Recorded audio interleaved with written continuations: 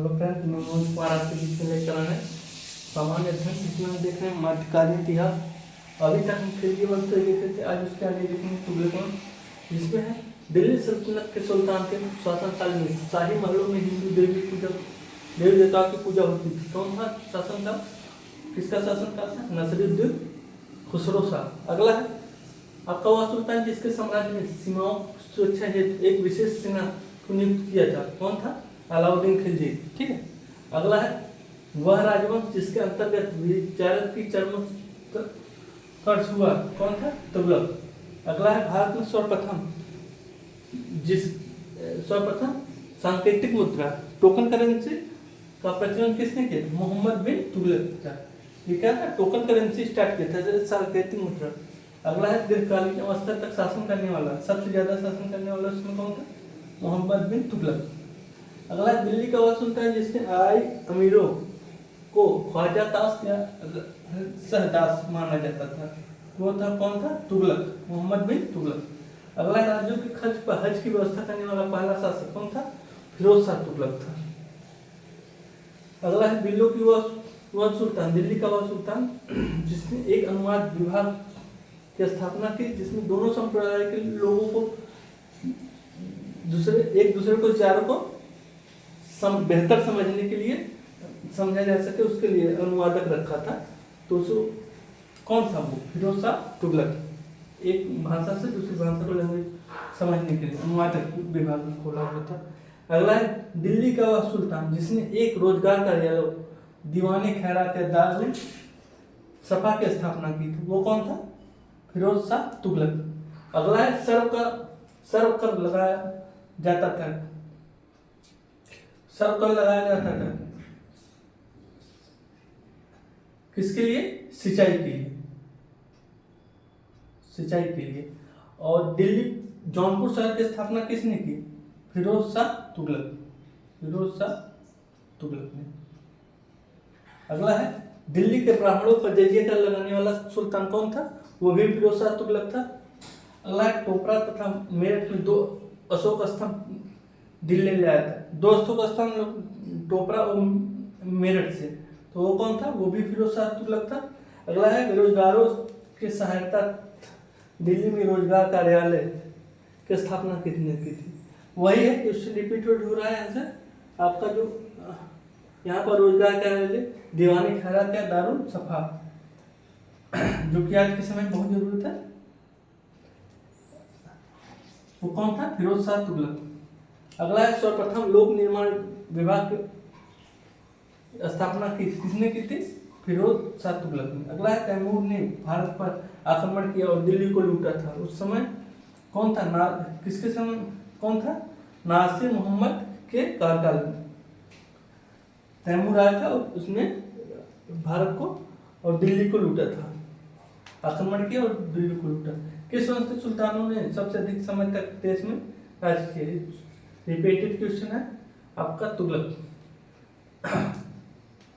अगला है सैयद एवं लोधी वंश। इसमें देखेंगे पहला रुखी उपमान नाम से किसने अपनी कविताओं की रचना की? कौन था वो? सिकंदर लोधी। अगला है वह मध्यकालीन शासक जिसने घोषित किया था कि राजस्व ही बंधुत्व और बंधुत्व ही राजस्व है। वो कौन था? वो बहलोल लोधी। अगला जिसके शासनकाल में गुरु नानक देव ने सिख धर्म की स्थापना की थी। वो कौन था? वो था सिकंदर लोधी। अगला सल्तनत कालीन स्थापत्य और कला। इसमें है सूफी संत कुतुबुद्दीन बख्तियार काकी को समर्पित किया था। कुतुबुद्दीन बख्तियार काकी को क्या समर्पित किया था? कुतुब मीनार। अगला 2.5 दिन का झोपड़ा का निर्माण कुतुबुद्दीन ऐबक ने मोहम्मद गोरी के आदेश पर कराया था।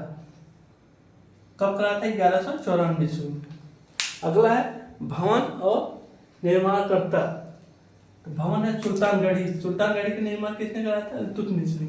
और लाल महल है, इसका निर्माण कौन कराया था? बलबन। अगला है जमात खाना मस्जिद। इसका निर्माण कौन कराया था? अलाउद्दीन खिलजी। अगला है 2.5 दिन का झोपड़ा। ये कौन बनवाया था? कुतुबुद्दीन ऐबक, जो कि यहाँ पर ऊपर है। कब कराया था? 1194 में। अगला है पुस्तक और विषय। पुस्तक है मिराज ए सिकंदरी, किसके लिए है? गुजरात विजय के लिए।